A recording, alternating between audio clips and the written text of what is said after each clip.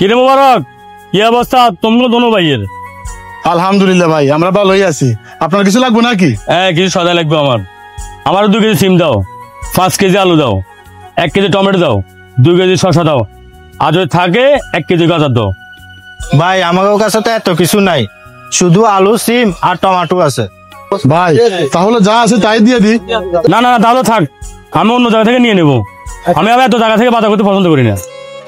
ভাই ওই কারণে আমাদের কাছে কাস্টমার আইতেছে না ভাই। এক কাজ করেন, কারো কাছ থেকে কিছু টাকা নিতে হইব, টাকা নিয়া দোকানে মাল তুলেন, দেখেন আমাকেও কাস্টমার আমাকেও কাছে ঠিকই আইব ভাই। হ্যাঁ তুই ঠিকই কইছস, কিন্তু আমাকে টাকা দিব কে? ভাই সুদি সোহাগের কাছে চলো, উনি তো সবারে সুদের উপরে টাকা দেয়। সোহাগ ভাই? সোহাগ ভাই কি আমাকে টাকা দিব?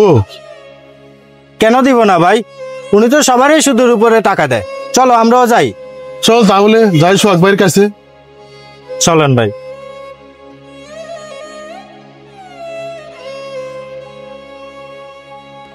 সালাম আলাইকুম বড় ভাই। ওয়ালাইকুম সালাম।